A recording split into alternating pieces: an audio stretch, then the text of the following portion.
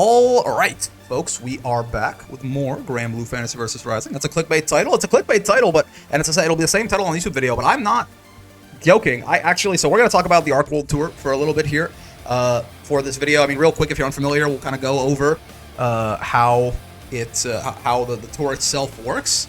But yeah, so the title of this is probably going to be similarly on the YouTube video, why Sandalphon might ruin Arc World Tour. And yes, you can call that a clickbait title, but I do think there is some very strange decision-making going on here that I want to talk about. It's something I've mentioned a couple of times on stream already.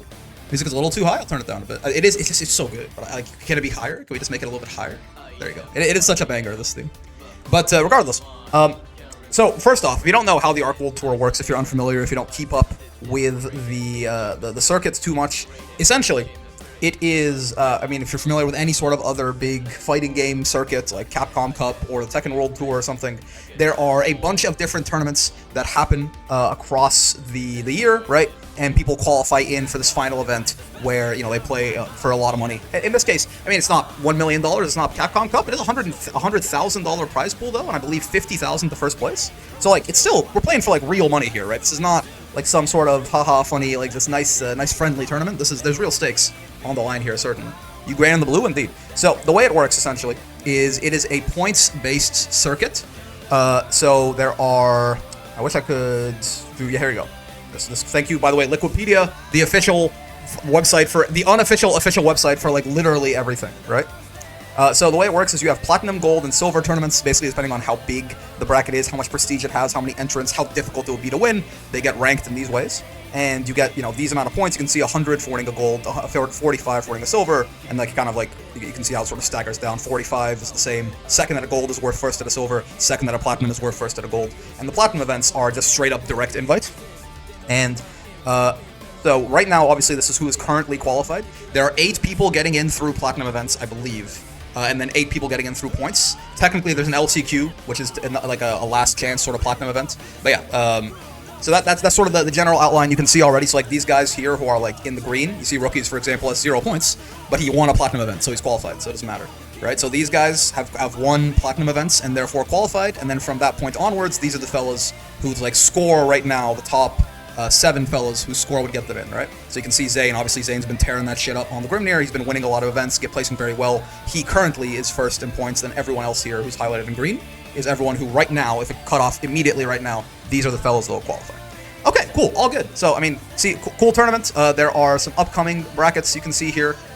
So we just said CEO Taku actually is happening in a week, actually, so that's cool.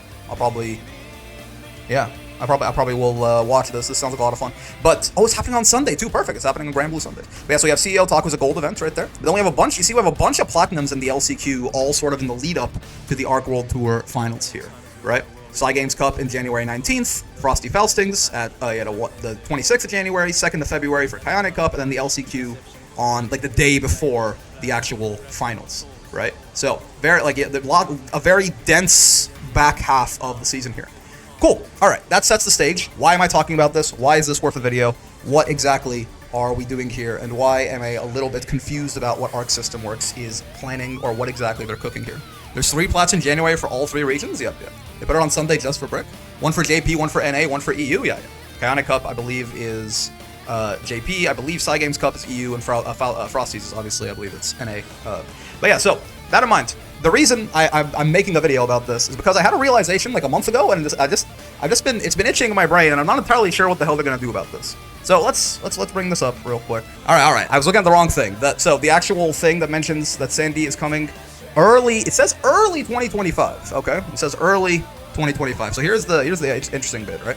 So early 2025. This is where we can start to be real semantic with it, right? Why does this matter? Why have I spent all this time looking around for this trailer? Why am I doing all this? Because in JP version it said that it's winter, even better. So the reason this is confusing is there's a couple of things here, a couple assumptions that I have in my mind. If any of the assumptions are false, then it's fine. Then there's no problem whatsoever. But there's a couple assumptions in my head. 1, April is not winter. I think that's a fair thing to say. I live in Canada. Honestly, we get like 6 months of winter and 6 months of summer, so maybe April counts as winter in some places. But April's not winter. And the second assumption is that probably, it being Season 2 and being an ArcSys Season 2 patch, My assumption is that Sandalphon is going to be coming with probably the biggest patch in the game's history, if not tied with the Versucha patch. I imagine it will be even more impactful, is my current assumption. I honestly think it will be very disappointing. I could be wrong about that, but I think it will be incredibly disappointing if Sandalphon comes out and Season 2 starts and the game is essentially the same. So I think it's fair to expect that Sandalphon is coming with a very large balance patch. Alright, now with those two pieces of information, where does that leave us? We have 5 or 4 back-to-back Platinum events in winter of 2025, and then the finals playing for $100,000 in March. Let's say, hypothetically, best case scenario in this case, Sandalphon comes out in January 1st of 2025. And that's what winter 2025 means. Cool. Okay. Assuming they don't play on like earlier patches in one of these brackets, or like Sandalphon himself, by the way, is probably not the issue. The problem is, say that you're like, say you're Zane right here. You've been cooking, you've been absolutely killing it, you've been playing incredibly well, but everyone keeps complaining about Grimnir, and in Season 2, they take Grimnir and they shoot him in the fucking kneecaps. Maybe it won't happen. Maybe it won't happen. If you're Belial, you're fine. You're chilling. Aaron Damaki's gonna be just fine. But like, if you play Grimnir, they shoot him in the fucking kneecaps, Grimnir is like, he gets neared in the next patch. Could happen, could not happen. Point is, you don't have to go into Cygames Cup, right? Or I guess he wouldn't be in Cygames, he'd be in Frosty probably. But you have to go to Frosty now, right? And it's 3 weeks after your character gets shot in the kneecaps, you have to go like play in these tournaments. You have to go try and qualify for Capcom Cup, secure a spot through Platinum events, right? I guess Zane's probably doing fine. But point is, if you're like one of these players who's playing for just an incredible amount of money, and your character gets entirely reworked a week before a Platinum event, God, even if Sandy comes out on January 1st of 2025, he's coming out like the game gets entirely inverted 2.5 months before the finals? Dude, like that's like the Versucha patch meta felt like it settled down maybe like 3 to 4 months after it came. And again, assuming this patch is even close to as large and probably bigger, it's just not enough time, guys. This is the sort of main worry that I have here. What are we doing here, Cygames? Right? Generally, people will release their big Season 2 patches after their circuits are done. And the only way I see, again, the only ways I see that, for this exact same reason, people are playing competitively, they take time, they put time and effort into characters and learning them, and God, even if your character is relatively the same, say you're Aaron Damak and you play Belial, and he's going to be exactly the fucking same, so you're fine. It's not like it's all sunshine and rainbows. If all the other characters are different, if there's new top tiers, if other top tiers are different, you have to relearn matchups, you might have to relearn certain aspects of matchups or characters. Even like the best case scenario, there's so much more work to be done here. What are we doing? And by the way, let's say for a second, Sandalphon doesn't release on January 1st, and he actually releases like, January 30th or something like that. Suddenly, he's actually just like 2 months out from the cup, right? So, like, it feels like a horrible decision. And the only way I see this being sidestepped, essentially, all of them are quite disappointing. They're just not, so the one that, like, is the least disappointing, but it still just feels very weird and out of place, is if, like, these brackets just play on the old version of the game, which feels odd, and I don't think they would do that, but that is, like, the least, like, just the least horrible solution, possibly, right? They can play on an old patch, yeah, so that would happen, But, like, that is, I will say, that is definitely the safest way to avoid this. The only other option is either Sandalphon drops and the patch comes later, or there isn't the very big Season 2 patch, both of which are very, very unfortunate, I think. So it just feels like bad planning to me. It's not the end of the world. If the patch comes out before finals, they will play with the new patch 100%. If the patch I will say, as weird as it is, and as like an anachronistic as it feels, I feel like playing on an old patch is probably the best solution here, right? Good, but the point is, all of these poor solutions are a result of what feels like poor planning to me. I'm not entirely sure what Arxis' whole goal was with this. I feel like, obviously, right now, these tournament times are set in stone and everything like that. But, like, they already did it in the past for Strive's gonna happen. I mean, like, I guess I'm used to, like, like Capcom.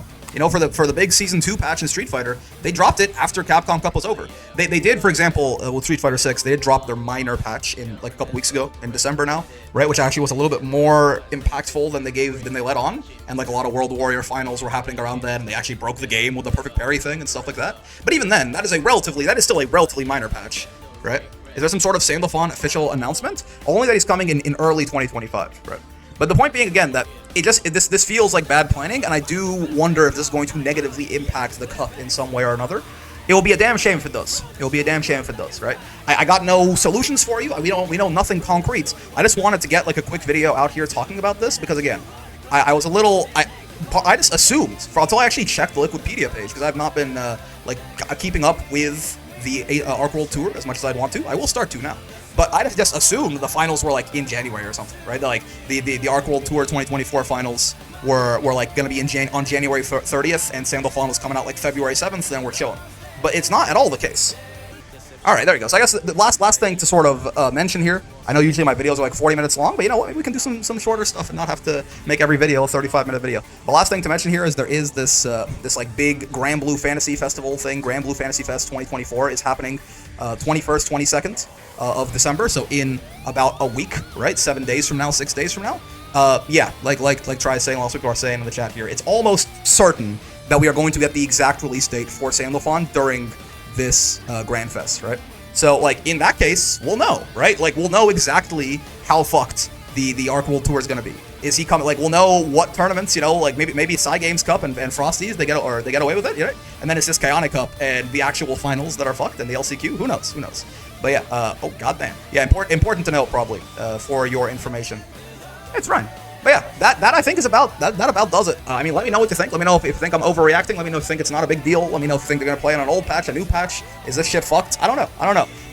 This is more of just a video I wanted to make about something that I noticed that I was like, that does not seem like good planning by our good friends at Arc System Works and Cygames.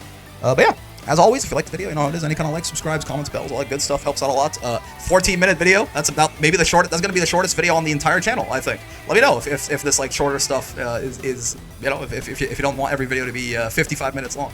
Have a lot of fun with Granblue. Gonna be a lot more coming your way. And until then, I will see you in the next one. Peace.